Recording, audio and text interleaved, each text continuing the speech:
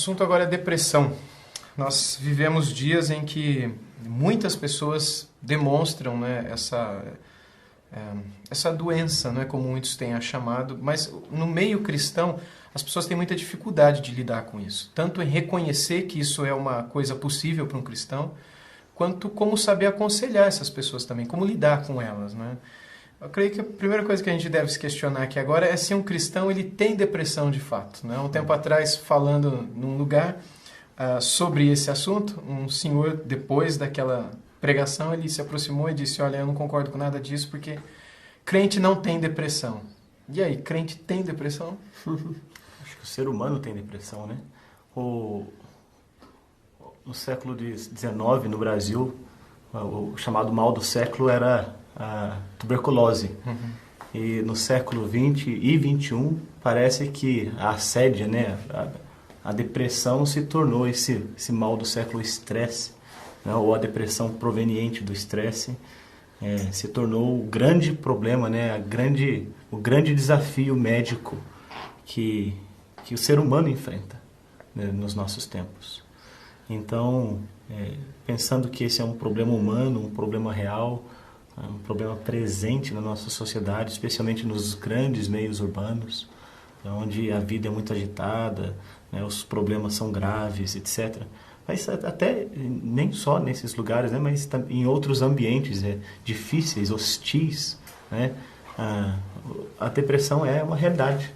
E é uma realidade que eu penso que afeta o ser humano e também o cristão. É um assunto difícil de se tratar porque há muitos debates sobre ele, né? Se é um problema que pertence a que categoria médica, né? Se as origens da depressão são endógenas, se são comportamentais, quer dizer, há muita discussão e debate sobre o assunto, né? E eu não sei se eu pelo menos me vejo qualificado para trabalhar o assunto nesse aspecto, né? Nesse nível. Mas, pelo menos do ponto de vista de alguém que observa, né, e lida com pessoas, pastoralmente inclusive, a realidade de que ela afeta crentes e descrentes, né, incrédulos e crentes, é um fato. É um fato estabelecido. E eu até diria que não é uma coisa assim que, ainda que seja um fenômeno do nosso tempo, mas que seja exclusivo do nosso tempo. Quando a gente olha a literatura, por exemplo, a gente vê alguns dos nossos mestres do passado, alguns dos nossos pais do passado lidando com problemas que, quando descritos, mostram sintomas próprios da depressão. Né? Eles chamavam isso de melancolia.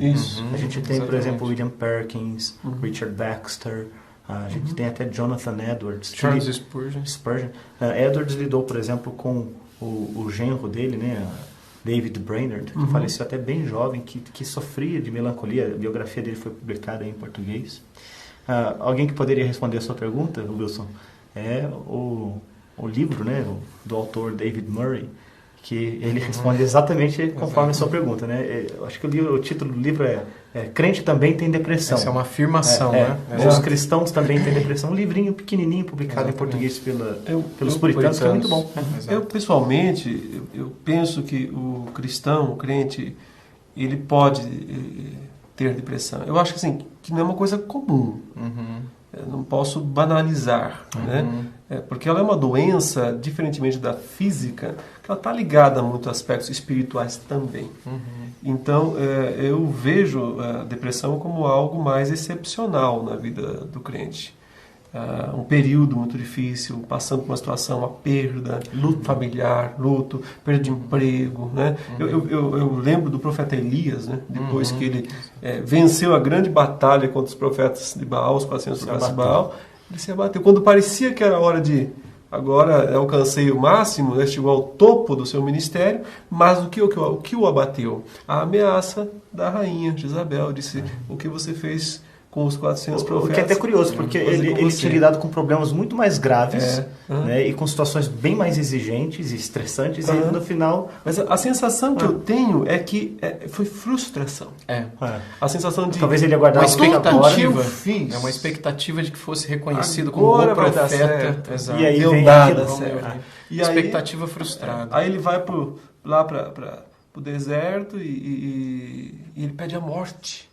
Ele quer morrer. Então você vê, tem um crente da velha aliança querendo morrer.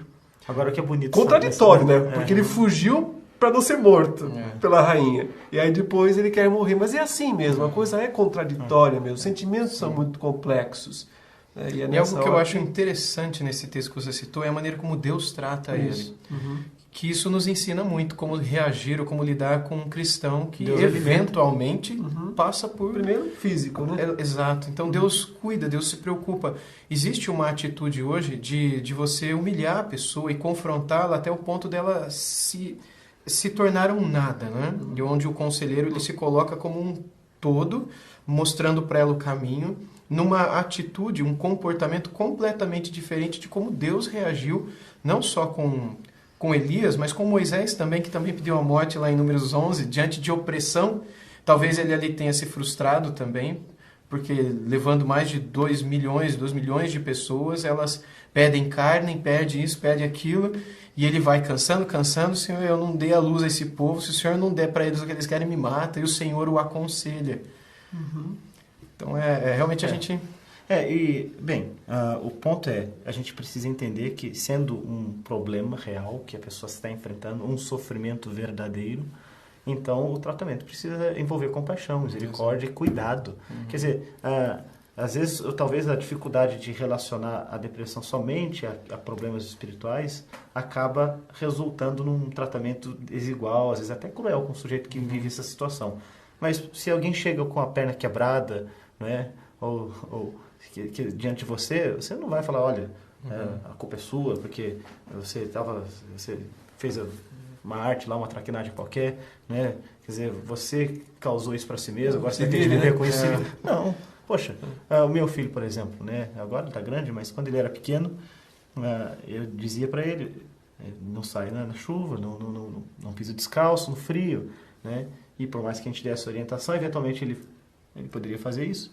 E agora ele ficou doente. Qual vai ser a minha conduta com ele? Vai ser a de agora vou castigá-lo, né? Porque não, eu vou cuidar. Sim. Né? Eu vou cuidar. Eventualmente ele próprio vai entender que ele trouxe isso para si mesmo, né? E mais tarde a gente pode usar a oportunidade para instruí-lo. Mas o fato é que a pessoa, quando está machucada, quando está aquada, quando está sofrendo, ela precisa de cuidado, né? E a gente precisa reconhecer então que a depressão é um problema real, verdadeiro, né? Ela de fato, no mais das vezes, pode ter sua origem em problemas, né, de ordem assim, espiritual, mas eu entendo que também há situações em que ela pode ser endógena, né? Sim, elementos físicos, hormonais. Isso. Muitas mulheres entrando na menopausa por causa de problemas, disfunções hormonais, acabam apresentando esse quadro e são medicadas e são curadas, mas muitas vezes são tratadas como que é em pecado porque estão tratando uma depressão. E aí eu quero fazer uma pergunta para vocês, né? Há um tempo atrás, as pessoas que procuravam o pastor dizendo, pastor, eu estou sentindo uma dor de cabeça terrível, eu preciso tomar remédio, mas a Bíblia fala que Jesus levou as minhas enfermidades, eu devo tomar remédio ou tomar remédio é falta de fé, não é? E muitas pessoas que orientavam, não procura médico, porque Jesus levou a tua doença. Você tem que tomar posse dessa palavra e você vai sair curado disso. E é óbvio que isso é um erro, é óbvio que isso é um extremo.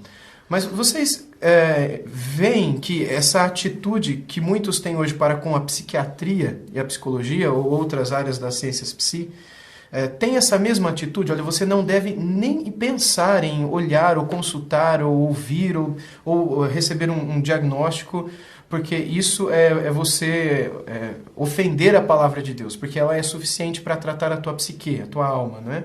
A Bíblia fala isso no Salmo 19, versículo 7, que a palavra do Senhor ela restaura a alma, ela cuida de nós, ela é suficiente para isso, mas isso significa que nós não devemos, quando o assunto é a nossa alma, procurar profissionais dessas áreas? Vocês acham que essa antipatia, essa atitude de muitos pastores e muitos cristãos hoje de evitar ou de proibir os seus membros de procurarem esses profissionais é algo parecido com o que acontecia no passado com relação a médicos? Ou é um exagero? Eu acho que há alguma semelhança sim, em relação a isso. E assim como nós aconselhamos alguém quando o assunto é mais grave, uma situação mais complexa, procurar mesmo um especialista. Também nessa área psicológica há bons especialistas.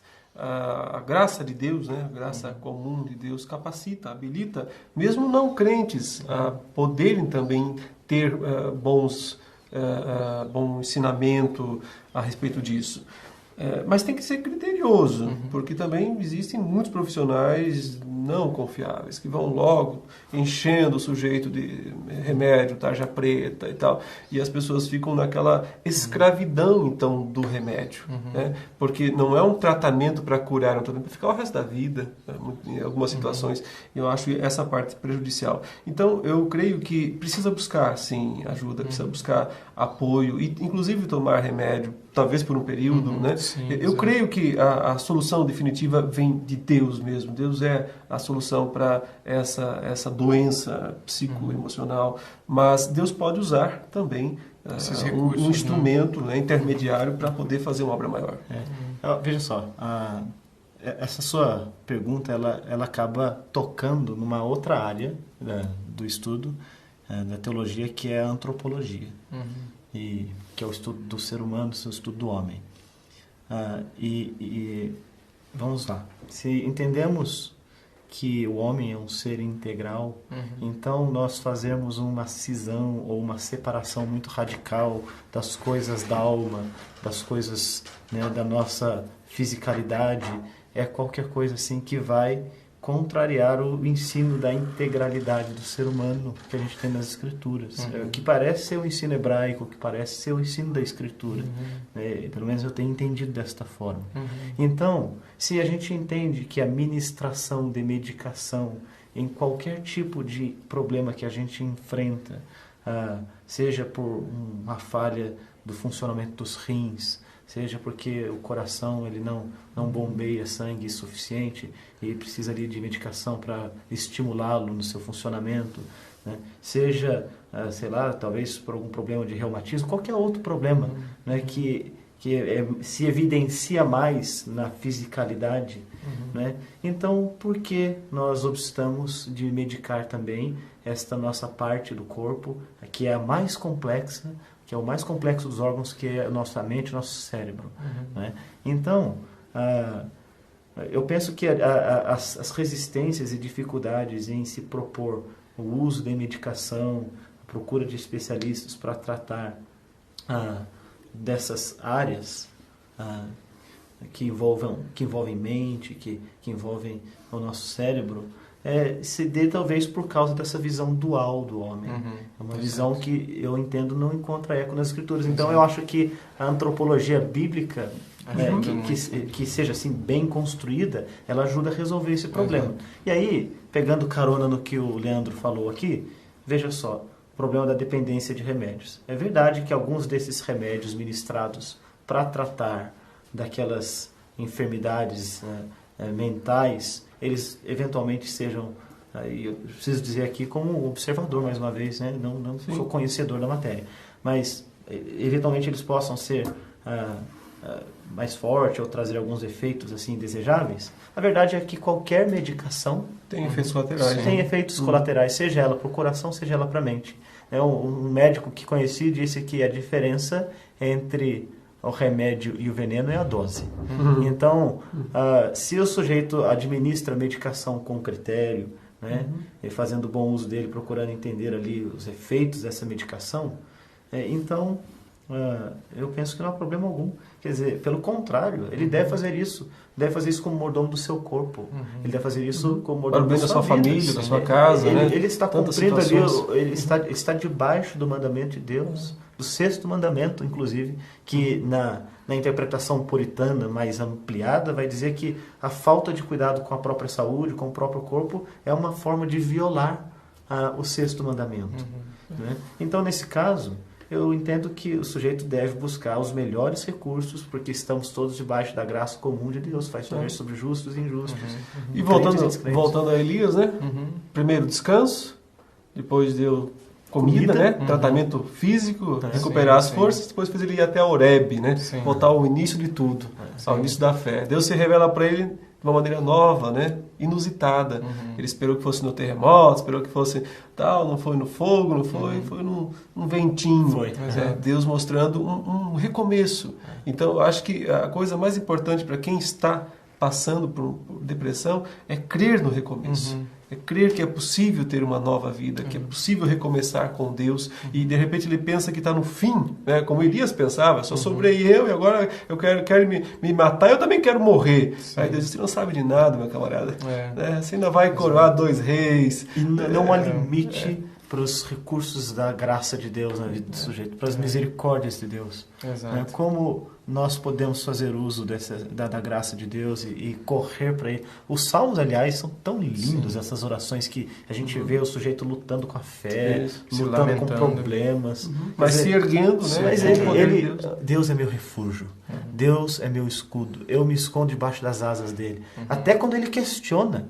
Né? Então, os salmos oferecem para a gente ali uma escola de oração, uma escola de consolo no meio da luta, dos dramas, das contradições, né, das agruras. E nos ajuda a ver, né, assim como no caso de Elias, de Moisés, Davi, Asaf também nos Salmos, de que Deus ele se coloca sempre ali presente. Ainda que silenciosamente, muitas vezes, mas sempre presente, né, junto aos seus. Então, graças a Deus por isso, né, porque Ele está sempre presente em nossas situações mais difíceis. O ponto é que o cristão precisa ter sensibilidade, ele precisa ter compaixão, ele precisa tratar o assunto sempre com amor, né, bom senso, bom critério, debaixo da graça e da direção de Deus. Amém. É isso aí.